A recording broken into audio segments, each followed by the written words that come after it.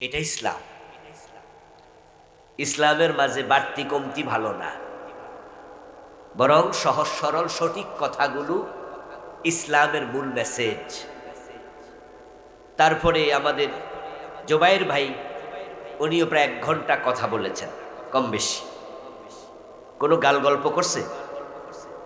উনিও এই কিস্সা ওই কিস্সা না, নিরেট কোরআন হাদিস থেকে কথা বলেছে। আমি আশা করি আপনারা এগুলো অন্তরে গেঁথে নেবেন। ক্ষুদ্র ক্ষুদ্র বালিকণা, বিন্দু বিন্দু জল, গড়ে তোলে মহাদেশ, সাগর অতল। কোনো মৌমাছি তার মৌচাকে একসাথে 100 টাক মধু জমা করে না, কারণ 50টা মৌমাছি মাইরা ওজন দিল 100 টাকা হবে না। আর এর মুখে জায়গা আছে কতটুকু। কিন্তু এই বিন্দু বিন্দু জমা করতে করতে মৌচাকে 3 কেজি 4 কেজি মধু হয়, এমন মৌচাকও আছে।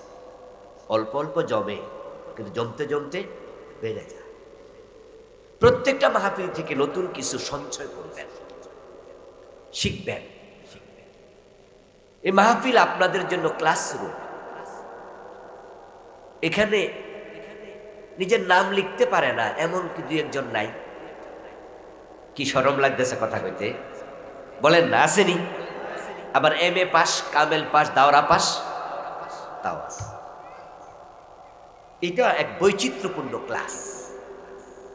এই জন্য আমরা এখানে একটু সুর দেই, ঢং দেই, কারণ এই ক্লাসে সবাইরে ধরে রাখতে হলে অনেক টেকনিক জানা লাগে।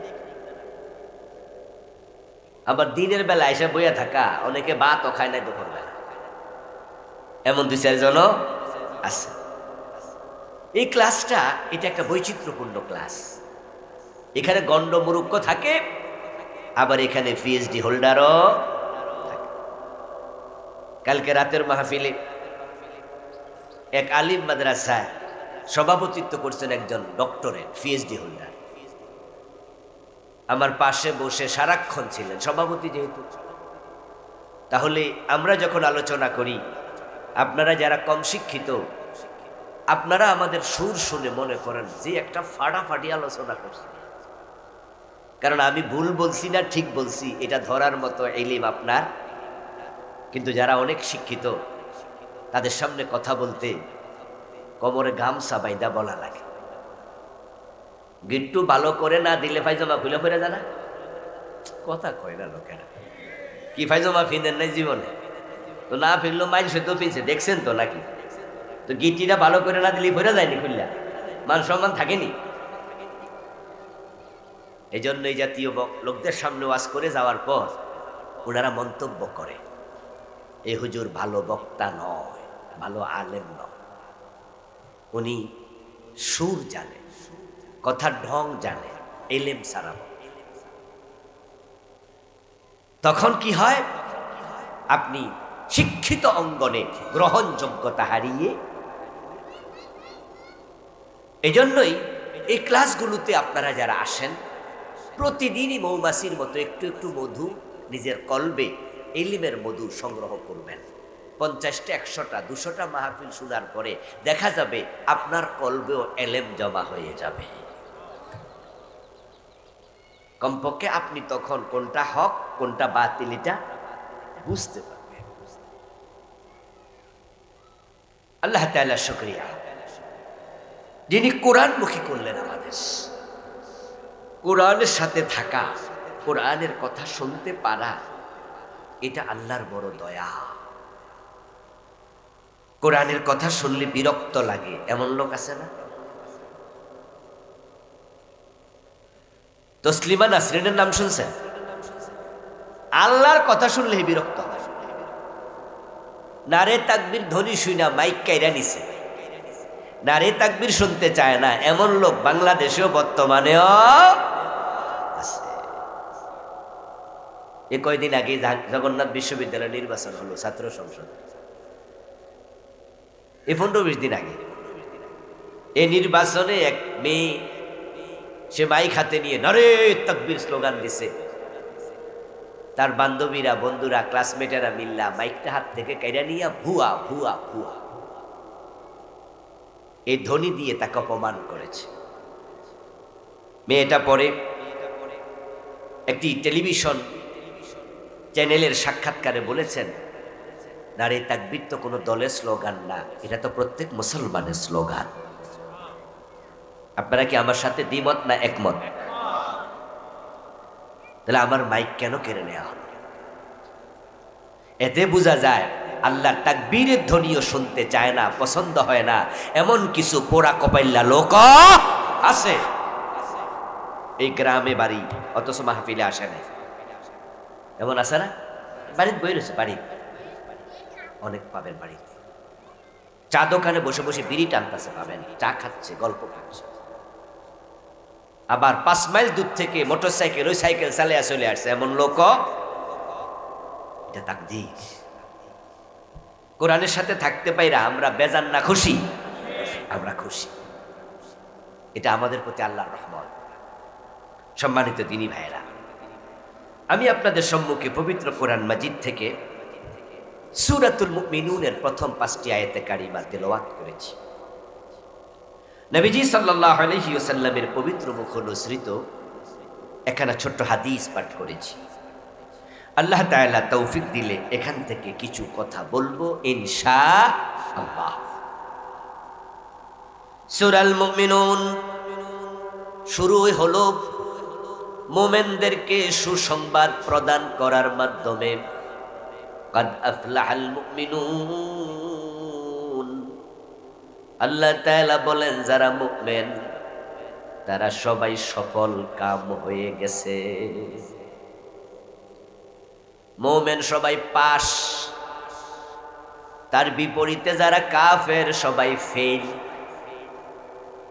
যারা মুমিন তারা সকলেই সফল, যারা মুমিন হয় নাই তারা সকলে ব্যর্থ। মুমিন সফল, মুমিন পাস, এই ঘোষণা দিলেন স্বয়ং আল্লাহ। আর আল্লাহ কখনো ভুল কথা বলেন?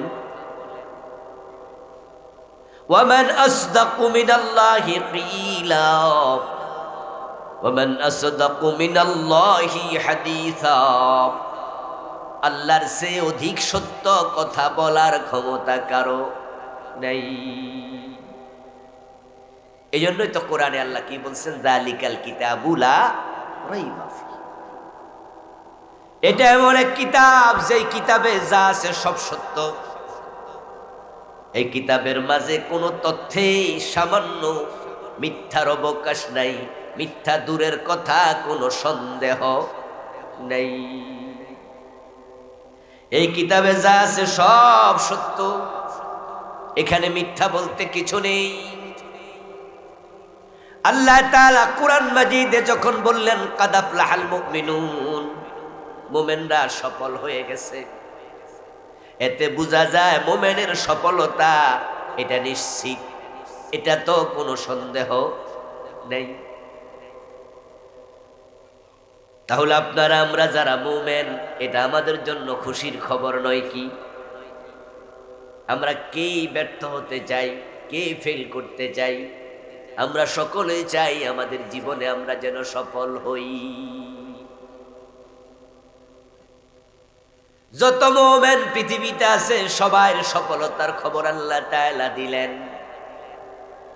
এখন ওই মুমিনদের মাঝে ভিক্ষা করে এমন মুমিন নাই।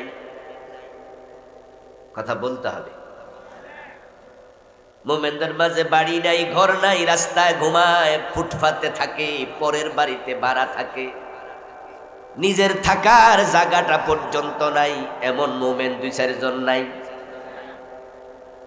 তো তারাও বুঝি সফল। মায়ানমার থেকে 10 লাখের বেশি মুসলমান বাংলাদেশে পলাই আসছে, যাদেরকে আমরা বলি রোহিঙ্গা। ওরা উখিয়া সীমান্তে থাকে, তাদেরকে চারপাশে কাটা তারের বেড়া দিয়া রাখছে।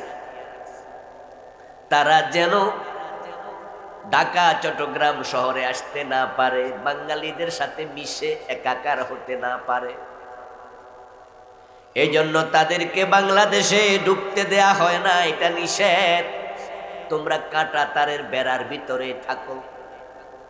আবার যখন মায়ানমারের সাথে আমাদের দেশের চুক্তি হবে, তখন তোমাদের সবাইকে এখান থেকে আবার মায়ানমার ফেরত যেতে। তোমরা বাংলাদেশের নাগরিক নাকি বাংলাদেশের আশ্রিতা? ওরা বাংলাদেশের নাগরিক নাকি আশ্রিত? ওরা আমাদের দেশে আশ্রয় পাইছে, তারা আশ্রিত, তারা আশ্রিতা। তাদেরকে খাবার কে দেয়? তাদেরকে আলাদা জায়গা জমিন আছে নাকি? 10 লাখ 12 লাখ লোক খায় কোত্থেকে খাবার আসে?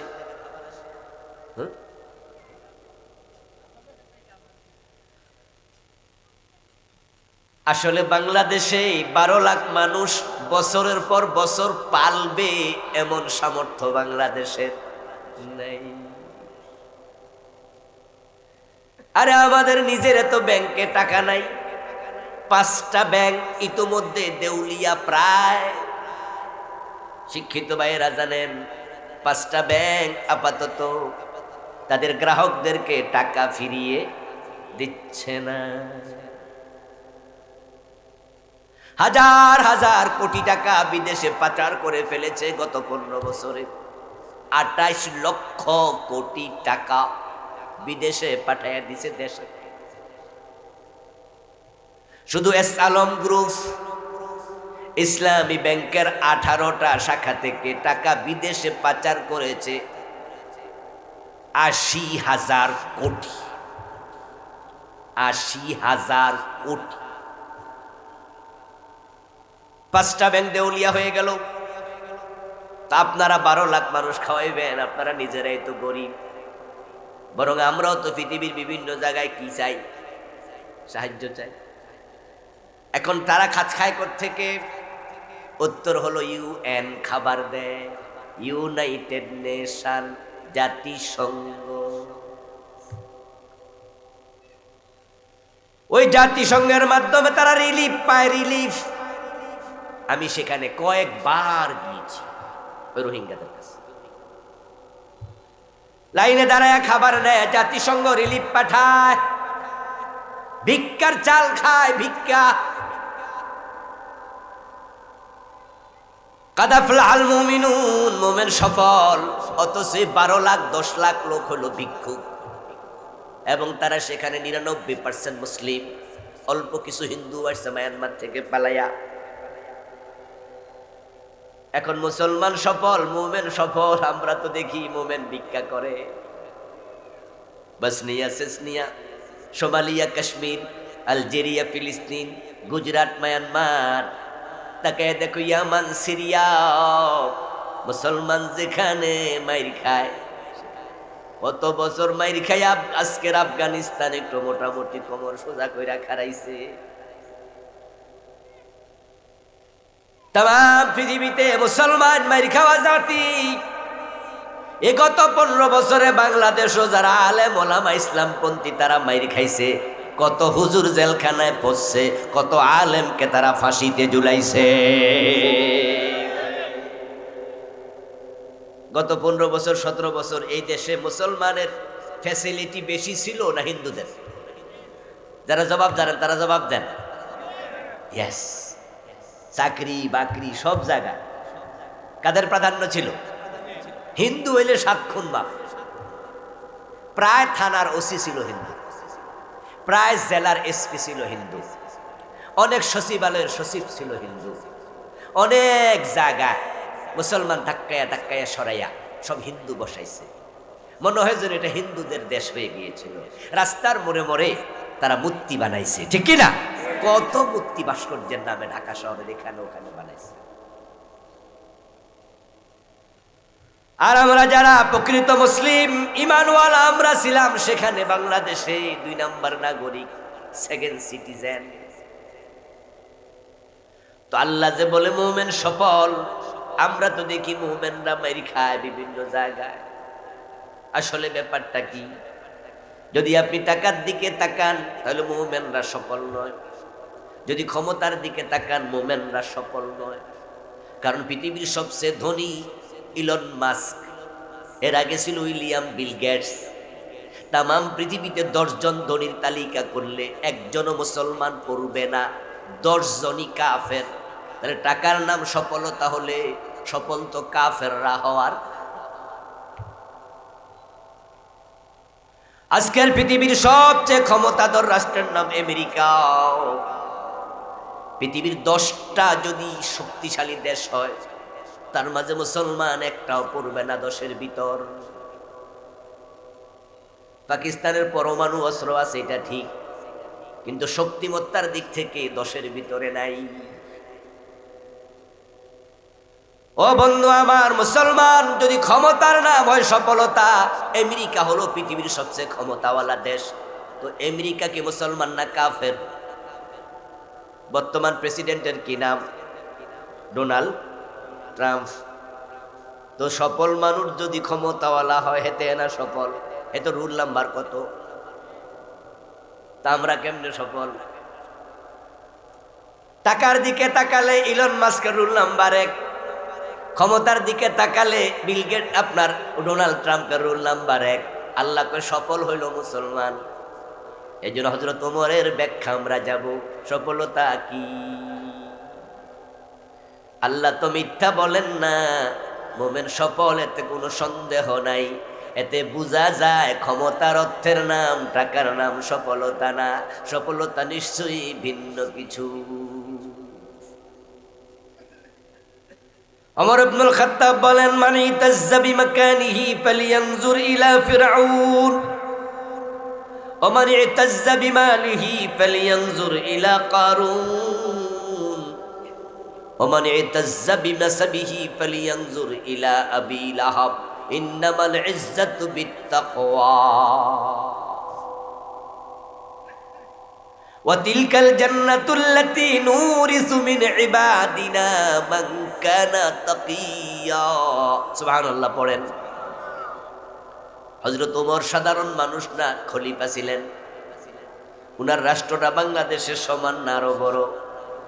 অর্ধ পৃথিবী করেছো শাসন, ধুলার তখ্তে বসে খেজুর পাতার প্রসাদ প্রাসাদ তোমার বারে বারে গেছে খসে। হযরত ওমর যখন রাষ্ট্রপ্রধান ছিলেন, উনার ইসলামী রাষ্ট্রের সীমানা ছিল অর্ধ পৃথিবী। আজকের যে রোম, ইটালির রাজধানীর নাম কি? কথা কন না, শিক্ষিত ভাইরা একটু হা না কইেন, তাহলে বোঝা যায় যে কথা ঠিকঠাক কইতেছে। ইটালির রাজধানীর নাম কি? রোম। এ রোমের নামে তৎকালে ছিল সাম্রাজ্য, রোম সাম্রাজ্য। ইরানকে বলা হতো পারস্য, এটার নামে একটা সাম্রাজ্য ছিল, তার নাম ছিল পারস্য সাম্রাজ্য। তৎকালীন পৃথিবী 2 সাম্রাজ্য নিয়ন্ত্রণ করত। আজকের পৃথিবী নিয়ন্ত্রণ করতেছে আমেরিকার ব্লক আর রাশিয়ার ব্লক। আমেরিকার ব্লকে যারা আছে ওখানে কে কে আছে? ইউকে, ঠিক না? ইউকে আমেরিকার ব্লকে আছে। এই জন্য দেখবেন যে আমেরিকা যা কয় লন্ডন তা কয়, হেরা এক ফ্যা। আর রাশিয়া কয় উল্টা। এই জন্য আমেরিকার লগে রাশিয়ার বন্ধুত্ব না মারামারি। ইউক্রেন লইয়া লাগছে নি ফেস, জানেননি? মাথা কান খোলা রাখতে। ইউক্রেনকে নিয়ে রাশিয়ার সাথে আমেরিকার যুদ্ধ চলছে। তামাম পৃথিবী নীরব দর্শক, কিছু করার নাই। এই 2 ব্লকের এক ব্লকে যাও না, চুপ করে থাকো। ঠিক তৎকালীন যুগে পারস্য আর রোম 2 সাম্রাজ্য তামাম দুনিয়াতে বাহাদুরি করছে। আর হযরত ওমরের সময় এই 2 সাম্রাজ্য ইসলাম বিজয় করেছে।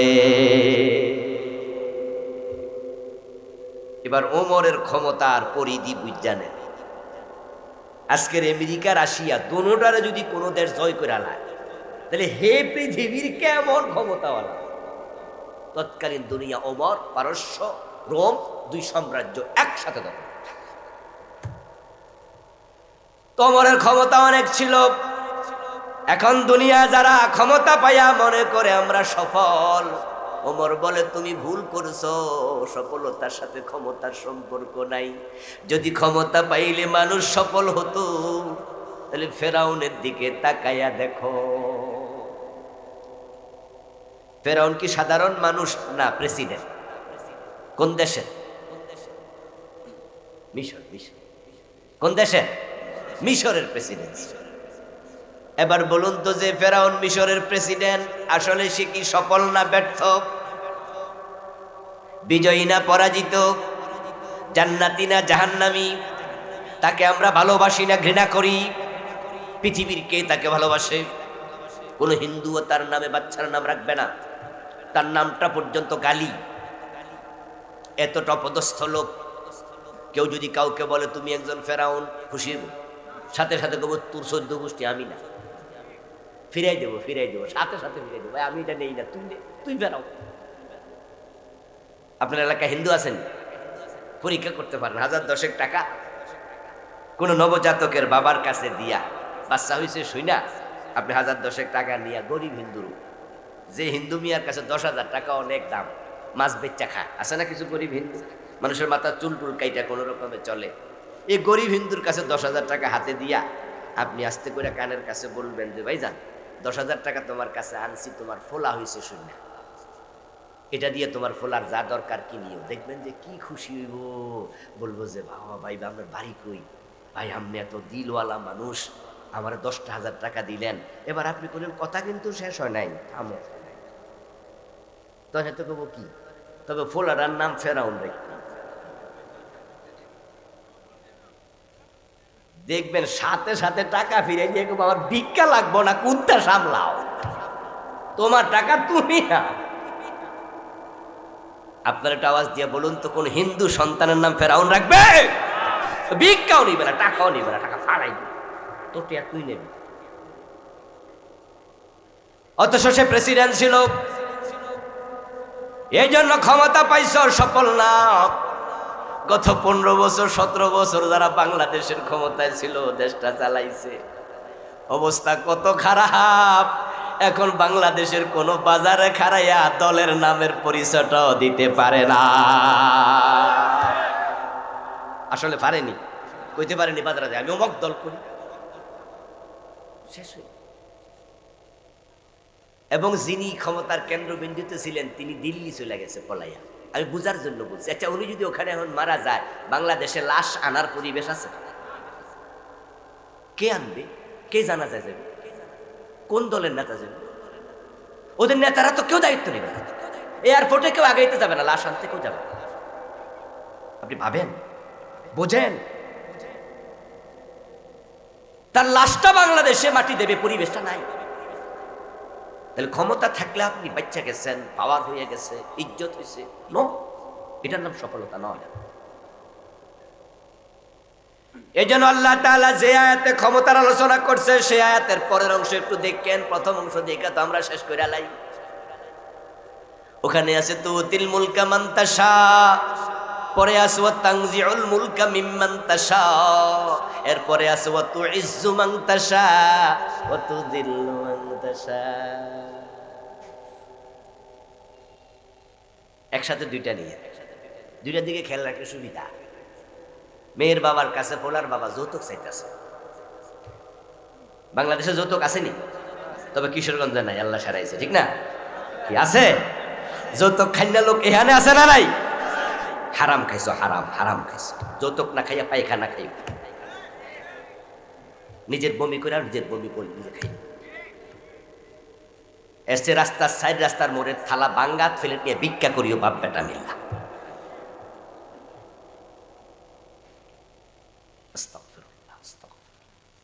মুসলমানের তো নিচে নামে কেমন? একটা মাইয়া 18 বছর 20 বছর লালন পালন কইরা বাবা তার কলিজার টুকরা তোমার বাসায় দিয়ে দিল, তুমি ওই বাবার কাছে কেমনে সাইকেল চাও, মোটর সাইকেল চাও, কেমনে এটা চাও? তোমার লজ্জা থাকা দরকার আছে কিনা? আচ্ছা, যৌতুক প্রসঙ্গে কথা উঠছে তো একটু ধাক্কা মেরে দিলাম।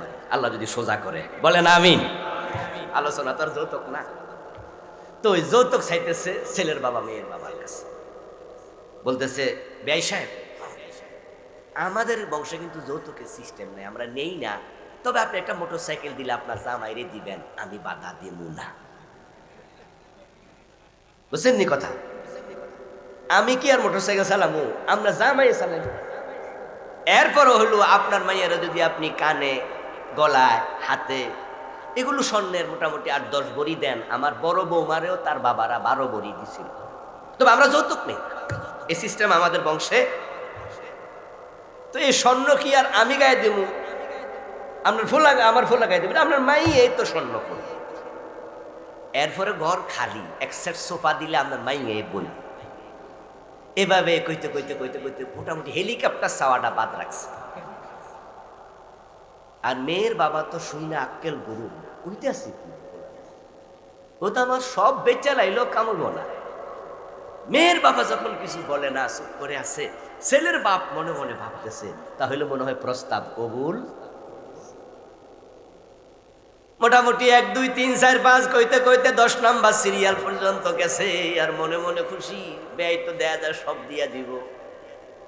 শেষ পর্যন্ত ব্যয় কই, ব্যয় কিছু কন, আমনে কিছু কন, কোনটা কোনটা কবুল। ব্যয় শেষে এক শব্দে কয়, একটাও না।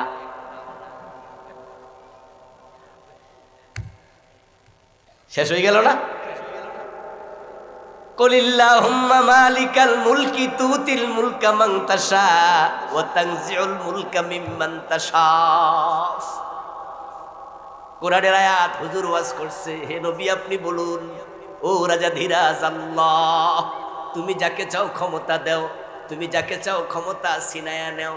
এবার যারা ক্ষমতা পাইছে তারা কয় আয়াত আমাদের পক্ষে আছে, আল্লাহ যারে চায় তারা ক্ষমতা দেয়, তাহলে আমরারে চাইছে আল্লাহ তাই দিছে, তোরা ভোট না দিলে কি হইছে? আমরারে ক্ষমতা দিছে কে? বাহ, হুজুরেরও আশয় না খুশি, দলিলও মুখস্থ করছে। পরে আবার আছে ওয়া তানজিউল মুলকা মিম্মান তাশা, ক্ষমতা তিনি দেয়, তিনি আবার ক্ষমতা কেড়ে নিয়া দিল্লিও পাঠাইয়া দেয়, এটাও মাথায় রাখো। এবার পরের অংশ, কত ইজ্জু মান তাশা, ক্ষমতা পাইলে সম্মান হয় না, সম্মানের মালিক কে? এজন্য যারা মেম্বার হন, চেয়ারম্যান হন, এমপি হন, আপনার ক্ষমতা গ্রহণের দিন আল্লাহ তাআলাকে বলবেন, আল্লাহ তুমি আমারে সিলেক্ট করছো, নির্বাচিত করছো, তোমার শুকরিয়া। তবে আল্লাহ ইজ্জতের সাথে আমার সময়টা কাটানোর তৌফিক দিন। কারণ অতীতে কত রাজা বাদশাহ ক্ষমতায় ছিল, যারা ক্ষমতা পাওয়ার পর এমন সীমা লঙ্ঘন করছে, ওদেরকে আল্লাহ এমন ভাবে বেজ্জতি করছে, তাদের নাম পর্যন্ত মানুষ মুখে নিতে চায়। নমরুদ তামাম পৃথিবীর ক্ষমতাওয়ালা ছিল, তামাম দুনিয়া শাসন করছে, এমন মানুষ ছিল 4 জন, 2 জন মুসলিম, 2 জন ছিল কাফের, যাদের রাজত্বের সীমানা ছিল তামাম পৃথিবী, প্রাচ্য থেকে পাশ্চাত্য, উত্তর থেকে দক্ষিণ, সূর্য আছে যেখানে, রাজত্ব চলেছে সেখানে। মুসলিম 2 জন, হযরত সুলাইমান, যুলকারনাইন আলাইহিমাস সালাম, এই 2 জন তামাম দুনিয়ার প্রেসিডেন্ট ছিলেন মুসলিম। কাফের 2 জন, একজন বখতনাসার, আরেকজনের নাম হলো নমরুদ। তামাম দুনিয়ার প্রেসিডেন্ট নমরুদ, কিন্তু মরছে জুতার বাড়ি খাইয়া, ঠিক নেই? ইতিহাস তাই বলে। তাও জুতা দিয়া ফিরাইছে কেডা? নিজের লোকেরা। কারণ এটা ছিল তার ট্রিটমেন্ট, এটা ছিল চিকিৎসা। গাড়ে ব্যথা হলে মাঝে মাঝে বাপ তার নিজের ফোলাপানটাকে একটু গাঁটটা টিপা দে, কয় না? মা বলে তার বাচ্চারে আমার পায়ে একটু ব্যথা, পাটা একটু টিপে দে। আস্তে করে মালিশ করলে, টিপে দিলে শরীরটা একটু ভালো ফুরফুরা লাগে। একটা ঠ্যাং ভাঙ্গা মশা নমরুদের নাকের ভিতর দিয়ে আল্লাহ ঢুকাইয়া দিছে, এটা মাথায় পৌঁছে কিটকিট করে মগজে কামড় দেয়। তৎকালে তো সিটি স্ক্যান ছিল না, বুঝতেও পারে না এ কামড়ায় কেডা। কিন্তু ব্যথার উপশম হয়, মাথাটা একটু টিপা দে, টিপা দে, টিপ দিলে ওই বেটা মশা কামড়ায় না, চুপ কইরা থাকে। টিপা শেষ, আবার কামড় শুরু। এখন জোরে আবার থাপ্পড় দেয়, ভালো লাগে। যখন আবার থাপ্পড় দেয়া শেষ, কামড়ানো শুরু। পরে এবার সেকেন্ড স্টেজ, থার্ড স্টেজ, আরো জোরে কামড়। এবার ঘুষি দিলে থামে, ঘুষি শেষ, থামে না, আবার শুরু। এক পর্যায়ে দেখা গেছে এমন ভাবে গুসানি কিলানি, পরে কয় কাম হয় না, পায়ে কি কয় খরম, খরম দিয়ে ফিডা। ইতিহাসে পাওয়া যায় তাকে খরম দিয়া পিটাইয়া তার মাথা ভেঙ্গে দেয়া হয়েছে। ইজ্জতের সাথে মরছে না, বেজ্জতি। এই জন্য ওমর বলছে, ও মেম্বার, চেয়ারম্যান, ও এমপি নেতা, ক্ষমতা পাইয়া কখনো ভাববা না তুমি সফল। সফলতার নাম ক্ষমতা, ক্ষমতার নাম সফলতা। ওমান ইতাজ্জা বিমালিহি ফালিয়ানজুর ইলা কারুন। আর যে ব্যক্তি মনে করে টাকা আছে, টাকা আমি সফল, ওমর বলে কারুনের দিকে তাকাও। কারুনের টাকার কোনো অভাব ছিল না, কিন্তু কারুন সফল না, ব্যর্থ। আল্লাহর আযাব গজব এমন ভাবে আসছে, এই আশ্চর্য আযাব আল্লাহ পৃথিবীর কাউকে আর দেন নাই। এ কারুনের জায়গা জমি বাড়ি গাড়ি মিল ইন্ডাস্ট্রি চারণভূমি ক্ষেত খামার সবটা সহ আল্লাহ তাকে সহ মাটির নিচে বসায় দিয়েছে। মিশরের রাজধানী কায়রো থেকে 250 কিলোমিটারের কম বেশি দূরে একটা জেলা আছে, তার নাম ফাইয়ুম। ওখানে কারুনের বাড়ি আমি দেখতে গিয়েছিলাম। আলহামদুলিল্লাহ, আমি কারুনের ধ্বংসাবশেষ ওই জায়গা দেখতে গিয়েছি। দেখেছি একটা বিশাল সমুদ্র, এটাকে বলা হয় বহাইরায়ে কারুন। এই পাশে দাঁড়ায় ওই পাশ দেখা যায় না। টুরিস্টদের বিনোদনের জন্য কিছু নৌকা দেখলাম। মিশরি নাবিকরা নৌকা চালা, ঘুরাইয়া গাড়াইয়া কিছু ফাইলস, টাকা পয়সা কামায়। আমি এক নাবিককে জিজ্ঞাসা করলাম, আমার সাথে আজহারের ছাত্র ছিল 2-3 জন, তাদেরকে বললাম জিজ্ঞাসা করো তো ওই ফাটটা কত দূর, দেখতে তো পাচ্ছি না। জিজ্ঞাসা করার পর একজন বুড়া নাবিক উত্তর দিল যে ওই তীরে আমি জীবনে কোনোদিন যাই নাই। ও দোস্ত, সবটা ছিল কারুনের সম্পদের জায়গা, আল্লাহ ডুবাইয়া দিছে, আল্লাহ ডুবাইয়া দিছে। এবার বলুন তো, সম্পদ কি বাঁচাইতে পারে? যদি আল্লাহ ধরে, তাহলে সফলতা আসলে কি? সফলতার নাম ঈমান, সফলতার নাম তাকওয়া। এজন্য কাদ আফলাহাল মুমিনুন, যারা মুমিন, যারা মুত্তাকি, তারা সফল। এর মানে হলো দুনিয়ার টাকা নয়, পয়সা না, বাড়ি না, গাড়ি না, সুন্দরী নারী না। তুমি মুমিন হলে তোমার জন্য আল্লাহ জান্নাত বানায়া রাখছে।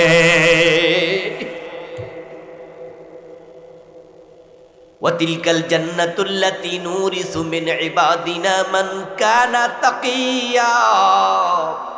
কোরআনে আল্লাহ বলেন, আমার মুত্তাকি বান্দার জন্য আমি জান্নাত বানাইছি। জান্নাত হলো সফলতা। যে জান্নাত পায় সে সফল, আর যে জান্নাত পাবে না সে হলো ব্যর্থ। এখন ঈমান থাকলে জান্নাত, মুমিন হলে জান্নাত, খুশি হওয়ার কোনো কারণ নাই। এই কথা শুনে আপনি খুশি হবেন কেন? আপনি তো সুদখোর মুমিন, আপনি তো গোশখোর মুমিন, আপনি তো বেনামাজি মুমিন। মুসলমানের সন্তান 5 ওয়াক্ত নামাজ পড়ে না এমন নাই, মুসলমানের সন্তান সুদ খায় এমন নাই, মুসলমানের সন্তান ঘোষ খায় এমন নাই। তো তুমি কিসের মুসলমান? তোমার জন্য সুসংবাদ নয়।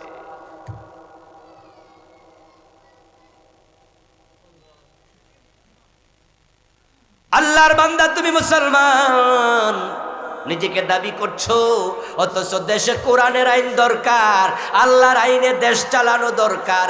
এই কথাটা শুনলে তোমার চেহারা কালো হয়ে যায়। যারা কোরআনের আইনের পক্ষে কথা বলে তাদেরকেও রাজাকার বলে গালি দাও।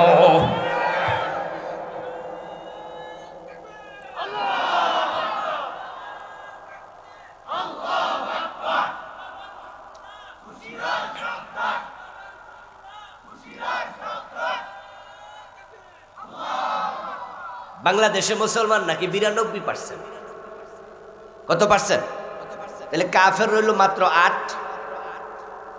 আচ্ছা, এদেশে ইসলাম কায়েম হয় না 8%-এর কারণে, না 92-র ভিতরে আছে? শোনেন, ও আজ চাচাও কিছু করতেছে। আচ্ছা চাচা, আমি ওয়াজটা কইরা সারি, আমনো পরে কইরা। শোনেন, আচ্ছা এই যে 92% মুসলমান, এদেশে কি চোর ধরে হাত কাটার আইন থাকার কথা না? আছে। কারণ আমাদের নেতারাই অনেকে চোর। এজন্য ওরা কখনো আল্লাহর এই আইনের পক্ষে আসবে না। তারা জানে এই আইন কায়েম হলে দুটার একটা হবে। দুটার একটা হলো তাদের নিজেদের হাত কাটা যাবে, অথবা চুরি বন্ধ করলে তারা রাজনীতি করা লাগবে না। কারণ রাজনীতি করেই তো চুরি করার ধান্দা। অধিকাংশ রাজনীতিবিদ তাদের কোনো পেশাই নাই। আপনি জিজ্ঞেস করবেন যাবে আপনি কি করেন? আমি অমুক দল করি। না না না, সেটা জিজ্ঞাসা করি না, এমনি পেশা কি? কই না, এমনি কিছু করি না। তো তাহলে পরিবার চলে কি দিয়ে? সাদা তুইলা, ঠিক না? হ্যাঁ, একদল খাইছে, আরেক দল খাওয়ার জন্য মোষের মাঝে তেল দিচ্ছে, কাঁঠালের কষ যেন না লাগে। আরে শুধু মোষে তেল দেয় না, রানিং চলছে খানা। আচ্ছা আপনারা বলুন তো, ঢাকার যে বড় বড় বাজারগুলো আছে, যেমন আমার বাড়ির পাশে হলো কাউরান বাজার, ওখানে সাদাবাজি কি বন্ধ না চলমান? আমি এক ব্যবসায়ী, ক্ষুদ্র ব্যবসায়ী, কাঁচামাল বিক্রি করছে। আমি বাজার খরচ করতে গিয়ে তার সাথে পাশ দিয়ে যাচ্ছি, আর সে আমার দেখে, হুজুর আসসালামু আলাইকুম। কোনো কাস্টমার নাই, সে বসে আছে একা। তা আমাকে দেখে সালাম দিল, আমিও তাকালাম। পরে বল, হুজুর আমি আপনার ওয়াজ শুনি মোবাইলে। আমি কই মাশাআল্লাহ, আমাকে আপনি চিনেন? হ্যাঁ চিনি। তা আমি এবার বসলাম তার পাশে। বসে আমি কানের কাছে মুখ নিয়ে জিজ্ঞাসা করলাম, ভাইজান এখন কি কাউরান বাজারে সাদা দিতে হয়? উনি বলল, হুজুর আগে দিতাম একবার, এখন দিয়ে দিনে 2 বার। আল্লাহর কসম, আমারে কান শুনেছে। বানিয়ে বললে আল্লাহ আমাকেও ছাড়বে না, মিথ্যা বলা কবিরা গুনাহ। আমি বললাম, কিরে ভাই 2 বার দিতে হবে কেন? বলতেছে, হুজুর আগে তো নির্দিষ্ট দল ছিল, তাই একজনে নিত, এখন তো দল নির্দিষ্ট নাই। সকালে এক গ্রুপ, বিকাল আইয়া।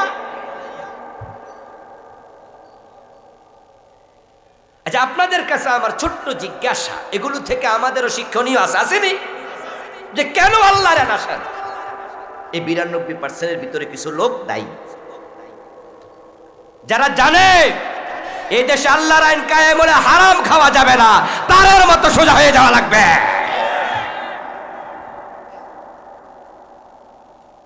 আমরা 999 চালু করব, নতুন 999 হবে, 888, 1111। এখন যখন 999-এ ফোন দিলে পুলিশ ধরে, জানেন তো আপনারা? জানেন তো? পুলিশ বলবে, কে বলছেন? আমি অমুক বলছি, কি সমস্যা বলেন? আপনি বললেন যে এই সমস্যা। পুলিশ বলবে, ঠিক আছে আপনার থানায় যোগাযোগ করুন। আপনার থানার ডিওটি অফিসারের নাম্বার দিয়ে দেবে, আপনি থানায় ওসির নাম্বার পাবেন, ডিওটি অফিসারকে পাবেন, 999-এ ফোন দেবেন, সাথে সাথে দেখবেন ধরে ফেলবে, কথা হবে, কোনো অসুবিধা নাই। ঠিক আমরা 888 চালু করবো, 666 চালু করবো, 1111 চালু করবো। আমরা চালু করে বলবো, যেখানে চাঁদাবাজ পাইবা রশি দিয়া বাইন্দা খবর দিবা।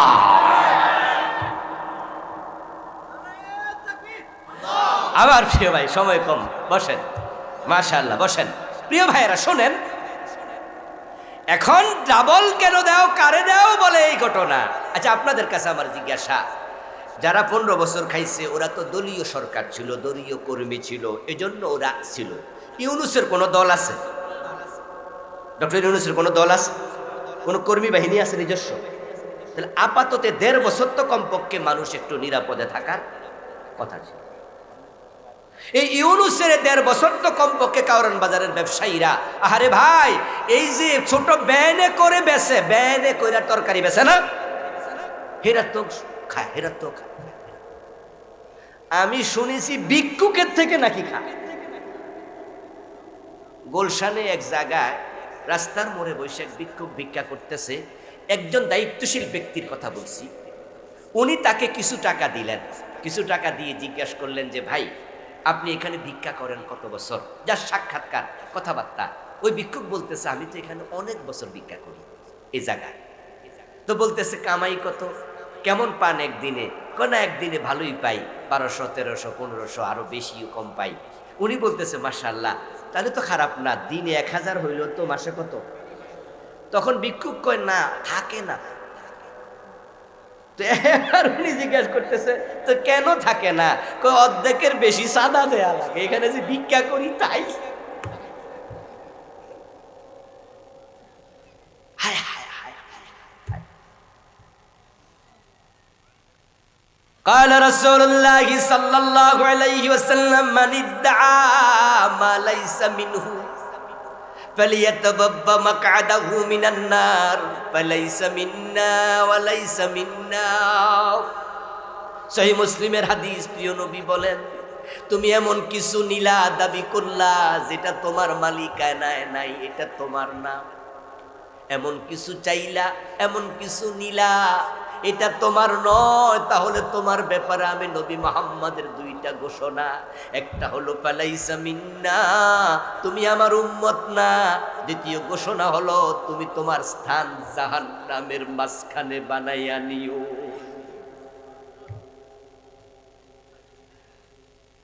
মোমেন সফল, মোমেন হন মোমেন।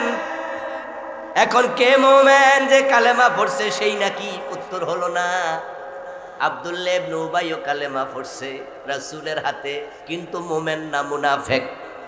তাহলে কালেমা পড়লেই মোমেন না, কালেমাওয়ালার ভিতরে মুনাফিকও আছে। وَإِذَا أُنْزِلَتْ سُورَةٌ مُحْكَمَةٌ وَذُكِرَ فِيهَا الْقِتَالُ رَأَيْتَ الَّذِينَ فِي قُلُوبِهِم مَّرَضٌ يَنظُرُونَ إِلَيْكَ نَظَرَ الْمَغْشِيِّ عَلَيْهِ مِنَ الْمَوْتِ। ও নবী, যখন দেখবেন জিহাদের আয়াত নাজিল হয়, তখন কিছু আপনার সামনে মুসল্লি যারা বইয়া বইয়া শুনতেছে কোরআনের আয়াত আলোচনা, তাদের মাঝে যারা মুনাফিক, জিহাদের কথা শুনলে তাদের চেহারা কালো হয়ে যায়। নবীজির মসজিদে কিন্তু মুনাফিকরাও নামাজে যেত। ইজা কামু ইলাস সালাতে কামু কুসালা। তারা মসজিদও বানাইছিল মুনাফিকরা মিলে, নবীজির মসজিদে যেন না আসা লাগে। এই জন্য মসজিদে নববীর দূরে আরেকটা মসজিদ বানাইছে মুনাফিকরা চান্দা তুল্লা।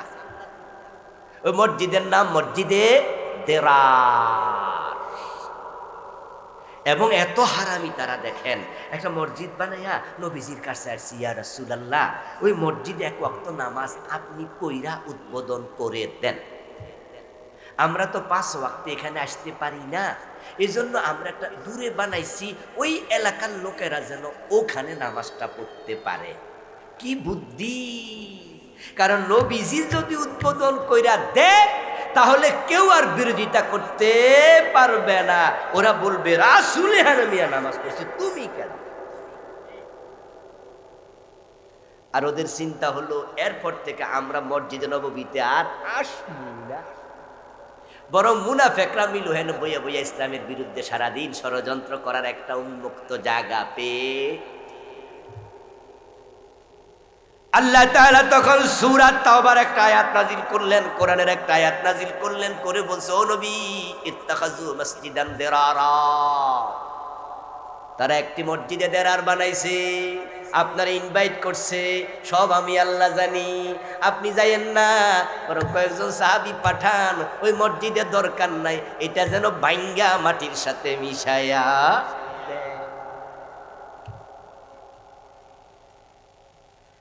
ও দোস্ত, জিহাদের কথা শুনলে যাদের ভালো লাগে না, তুমি কালেমা কোটিবার পড়াও তুমি মোমেন না। জিহাদের কথা শুনলে জঙ্গিবাদের গন্ধ খোঁজে এমন কিছু জালেম আছে না নাই? অথচ জিহাদ এবং জঙ্গিবাদ এক জিনিস না, আলাদা। জঙ্গিবাদ হারাম, জিহাদ হলো ফরজ, ঠিক না? জিহাদ একটা ফরজ ইবাদতের নাম। নবীজি জিহাদ করেন নাই, সাহাবায়ে কেরাম করে নাই, আমার রাসূল 27টি যুদ্ধের সেনাপতি ছিলেন। আমার প্রিয় ভাই ভালো করে শুনুন, মুমিন আপনি তখনই হবেন যখন পুরা আল্লাহর কোরআন মেনে নেওয়ার জন্য আপনি রাজি হবেন। আল মুমিন কাল জামালিল আনিফ হাইসুমা কিদা ইনকাদ। নবীজি ব্যাখ্যা করে মুমিনকে শোনো, সেই তো মুমিন যে নাকের ভিতরে রশি ঢুকানো উটের মতো হয়ে যাবে। নাকের ভিতরে যেই ওটের রশি ঢুকাইয়া মালিক রশিটা হাতে নিছে, ওই ওট পরাধীন নাকি স্বাধীন? মাশাআল্লাহ বলেন। আবার মন মতো চলে না মালিকের টান মতো? উল্টা পাল্টা চলার কোনো সুযোগ আর আছে? বরং মালিক টানে যেদিকে কদম দিতেই হবে সেদিকে, না হয় তার নাকটা ছিঁড়ে। আপনি যখন কালেমা পড়ছেন, মুমিন হইছেন, আল্লাহ এবং তার রাসূল যা বলে এর বাহিরে চলার অধিকার আপনার আর নাই। এখন কোরআন মাজিদের মাঝে আছে ইনিল হুকমু ইল্লা লিল্লাহ, আল্লাহ ছাড়া কারো আইন চলবে না। কোরআনে আছে আলা লাহুল খালকু ওয়াল আমর, সাবধান, সৃষ্টি যার, আইন চলবে শুধুই তার। তো কোরআনে যেহেতু আল্লাহর আইনের কথা আছে, এবার বলুন তো আল্লাহর আইন বাংলাদেশে কায়েম করা দরকার আছে না নাই? এটা না মানলে তুমি নাকের ভিতরে রশি ঢুকানো ওটের মতো এখনো হতে পারো। এখন আমরা হুজুররা আল্লাহর আইন বাংলাদেশে কায়েম করতে চাই, কিন্তু খুব ঝামেলা। কারণ মুসলমানদের মাঝে কিছু লোক এমন যে তারা বলে শরিয়া আইন কায়েম করে লাইবেন। কয় কিটারে শরিয়া আইন? আর এটার উত্তর মনে দিয়ে লাইতেছে নাকি? উত্তর চলতেছে, এইটাই দেখে লাইছি, এইটাই লিখছে। তাহলে শুধু পীর সাহেবের কেরামত থাকে না, আমরারও কেরামত আছে। এই প্রশ্নের উত্তরে দেওয়া শুরু করছে যে আমরা ইসলাম কায়েম করব, শরিয়া আইন কায়েম হবে। মুসলমানের সন্তানরা টেলিভিশনে এমন ভাবে প্রশ্ন করে যে আপনারা কি ক্ষমতায় গেলে শরিয়া আইন কায়েম করবেন? যদি উনি কয় হ্যাঁ, 60 সেকেন্ড ওরা হই সই শুরু করে দেবে যে এই হুজুরদেরকে ক্ষমতায় আসতে দেয়া যাবে না, ওরা শরিয়া আইন করবে। আচ্ছা, শরিয়া কি বাঘ না বাল্লু? মানে প্রশ্নের ডিজাইনে মনে এটা মনে বাঘের নাম, বাল্লুকের নাম, এটা গপ গপ করে মানুষকে খেয়ে। আসলে কি শরিয়া অশান্তি না শান্তি? অনিরাপত্তা না নিরাপত্তা? ভালো না খারাপ? শরিয়া মানে তো ইসলাম। ইসলাম শব্দের অর্থ কি? শান্তি। ওরা শরিয়া বলতে যা বুঝাইছে জাতিকে বুঝাইতেছে, শরিয়া মানে হলো এদেশে যদি হুজুররা ইসলাম ক্ষমতায় নেয়, আগামী দিন থেকে বাংলাদেশে কোনো হিন্দু থাকতে আর পারবে না। আচ্ছা, আসলে কি এটা শরিয়া? ইসলাম কি হিন্দুদের বিরুদ্ধে চলে যাবে? ক্ষমতা এসে কল্লা কেটে লাইব? ভুল মেসেজ দিল। তারা বুঝায় শরিয়া মানে হলো কোনো মহিলা আর বোরকা ছাড়া বের হতে পারবে না। আচ্ছা, আমরা ক্ষমতায় কালকে এসে কয়ে দেবো সবাই বোরকা পরো। ইসলাম বুঝি এরকম, মানুষকে তৈরি করবে না, বুঝাবে না, পরিবেশ করবে না, হঠাৎ করে ব্যাত লইয়া রাস্তায় নেমে যাবে। এটা কি ইসলাম? ইসলাম আসবে, আমরা পর্দার জন্য বলবো, উৎসাহিত করব, বলতে থাকবো। যারা পর্দা করে তাদেরকে আমরা প্রমোট করব।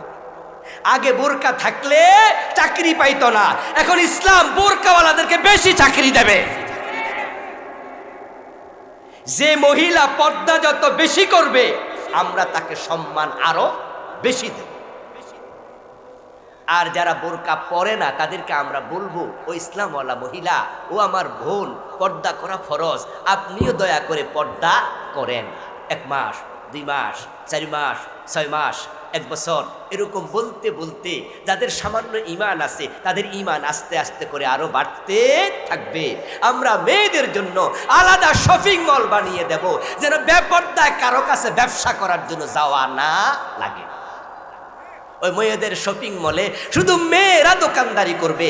মেয়েরা দোকানদারি করে এমন কি কিশোরগঞ্জ শহরে নাই? আমরা মেয়েদেরকে বলবো পুরুষদের সাথে দোকানদারি দরকার নাই, তোমরা আলাদা মেয়েদের শপিং মলে যাও। আর যারা মহিলা ক্রেতা আছে তাদেরকে বলবো পুরুষের কাছে কিনতে কেন যাইবা, ও মেয়েদের কাছে যাও। তাদের জন্য আমরা মেয়েদের জন্য আলাদা হাসপাতাল বানাবো, যেখানে মেয়েরাই ডাক্তার হবে, মেয়েরাই রুগী হবে। মেয়েদের জন্য যখন আলাদা ব্যবস্থা থাকবে, মেয়েরা নিজেদেরকে নিরাপদ বোধ করবে, নিজে নিজেই পর্দা করা শুরু করে দেবে।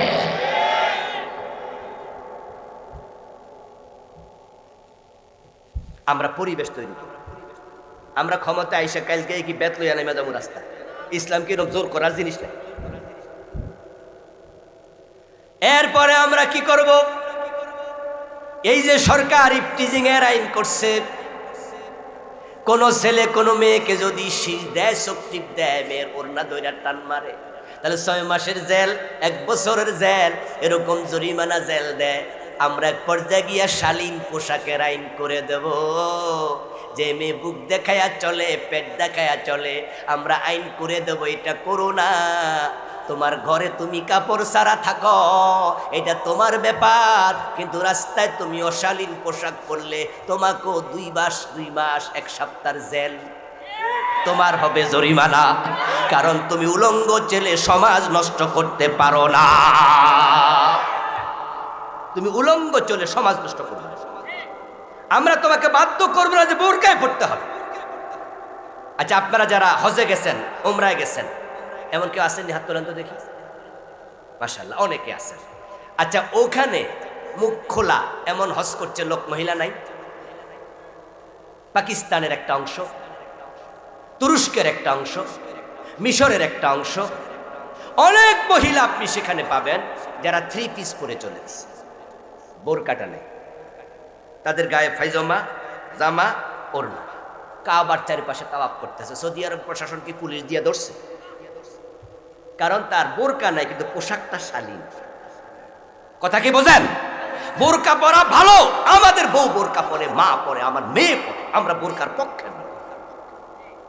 কিন্তু যে বোরকা পরবে না তাকে আমরা বলবো শালীন পোশাক পরা।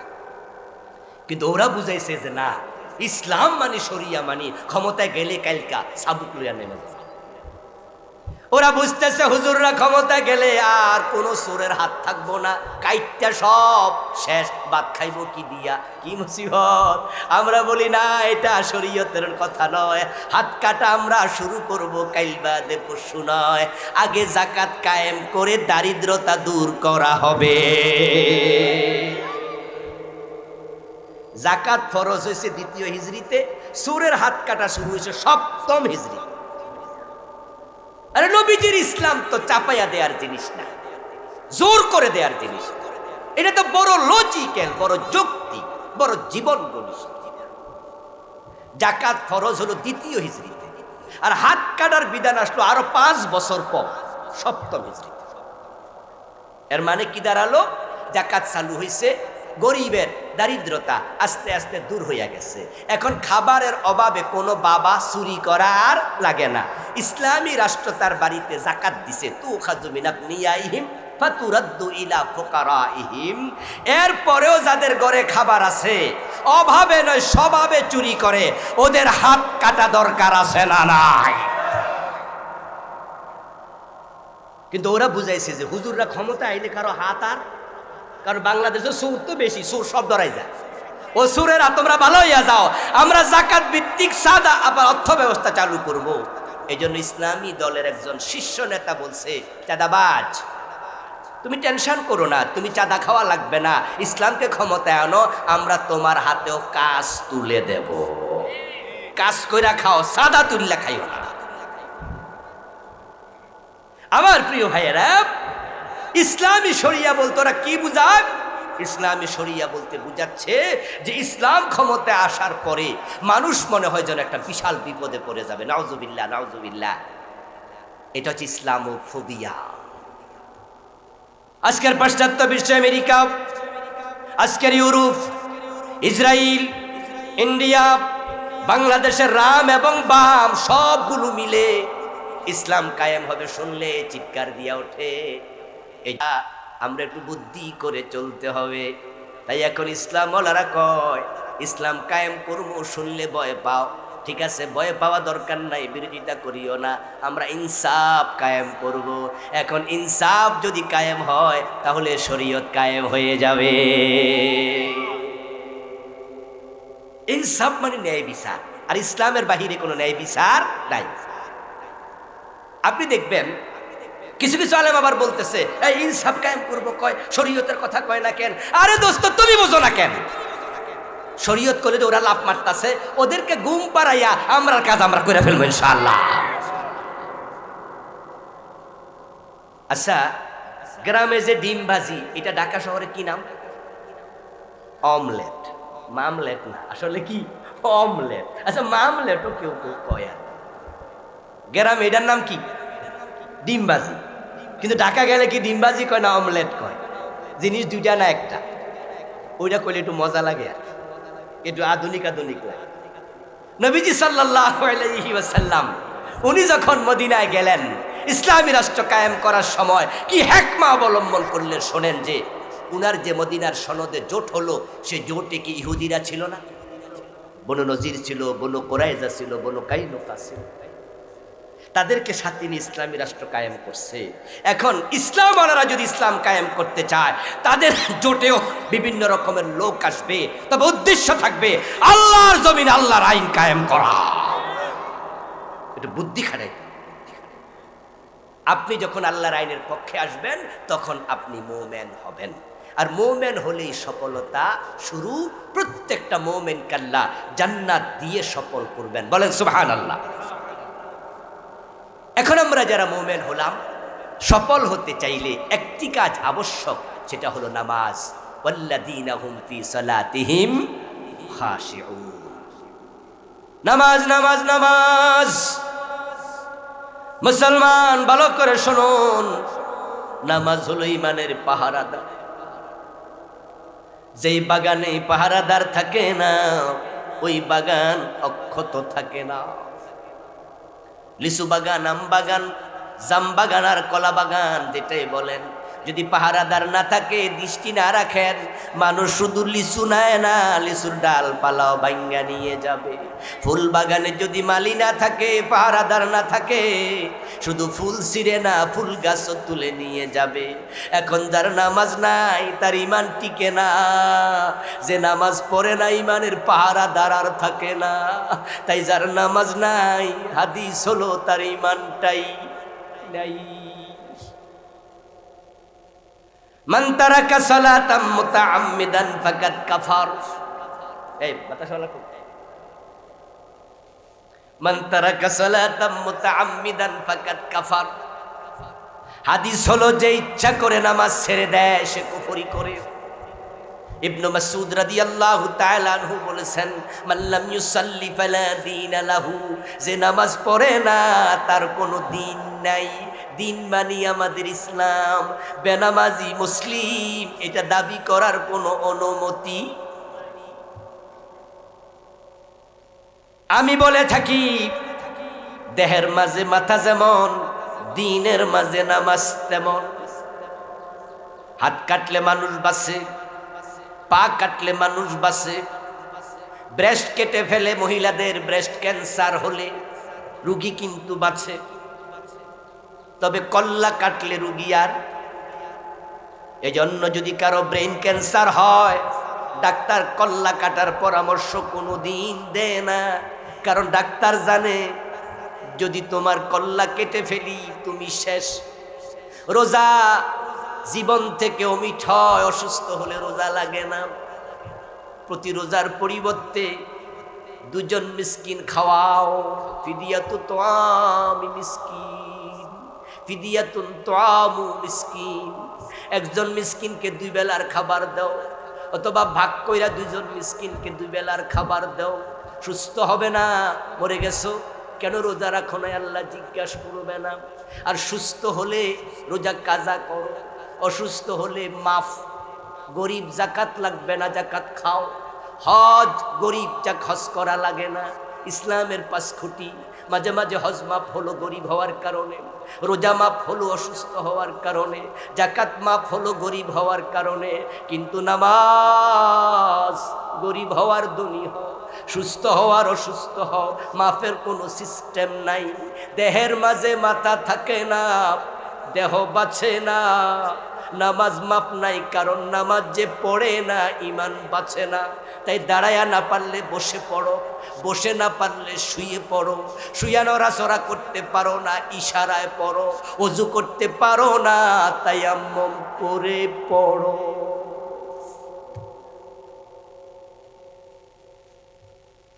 হুঁশ আছে যতক্ষণ নামাজ ফরজ।